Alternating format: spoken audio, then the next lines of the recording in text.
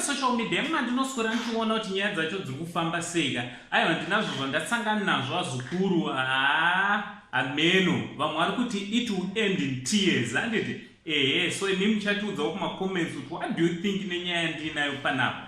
Chiteerera muzukuru, kana wanga usati wasubscribe pa this channel, I can ask you kuti hapana chekudi hapana chekumirira, subscribe, turn on your notification bell kuti pega patinoupload a video you will be notified. And also pa first pinned comment pane link randaisa ipapo another video yataita kune channel yedu inyowani, our channel yakanzi iyo Saint Trending TV anditi kandi futi tino subscribe ikoko kuitira kuti package yacho ingokwana usasara panyaya dzacho dzese anditi so mastreets social media mandinoswera nchiona tanga tiri kudunhu reHarare anditi kuguta guru vazukuru alright maswera sei pano umwe munhu andotsamwa izvozvo ndikasasweresa anditi speed ndeyoti ndimhanye panyaya ipere handiti munge maane information but inoti maswera sei kwese kwamuri zviri kufamba here vazukuru vasekuru sei vana vehanzvadzi dzangu handiti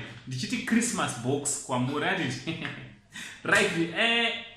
Sekutaura kwandaita kuti tanga tiri kumusha mukuru kuguta guru reHarare handiti sekuziva kwenyu kuti city council yeHarare iri kusvika pairi kupaza illegal structures handiti dzimba dzakavakwa dzisiri pamurawo handiti according to them handiti ndinatsodzvinzwisisa kuti imba ingazovakwa sei kusvika yapera, kusvika yatozombogarwa makore vecity council vasingazvione ameno zvinonetsa handiti so nyaya ndauya nayo imba yen'anga kana kuti shrine yen'anga yazosvika payapaziwa vazukuru papakaipa.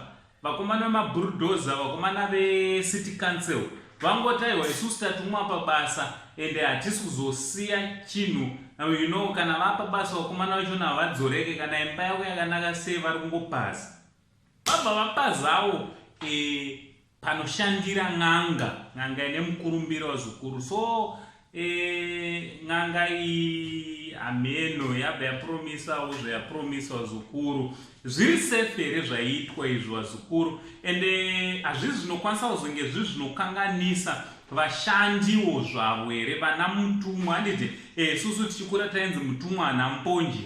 Pabasa iri pakupaza kwavaita imba yen'anga mutumwa haasi achazoonekwa nembonje here apa wazukuru. Bhozi anenge akutuma anenge ari kuofisi iwewe ndounenge uri paground ichiita basa raunenge watumwa. Hazvisi zvinozoita kuti mutumwa ange zvinopera nemisodzi here zvazukuru.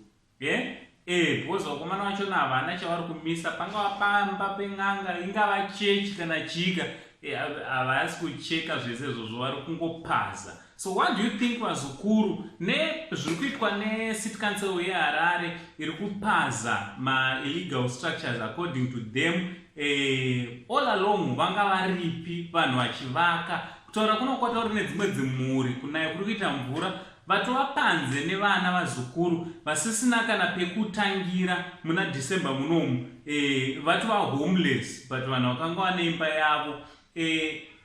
Haisi nyaya here yekuti zvinofanira kuti zvinge zvinoongororwa kubva pakutanga kana kuti pane zvimwe ukopokopo unenge uchitoitwa unenge usingazivikanwi. So ngataura nemacomments kuti what do you think nenyaya yekupazwa kuri kuitwa dzimba wazukuru muguta reHarare handiti so naUncle Saint, the only Zimbabwean uncle, pari zvino tobata tichi much love.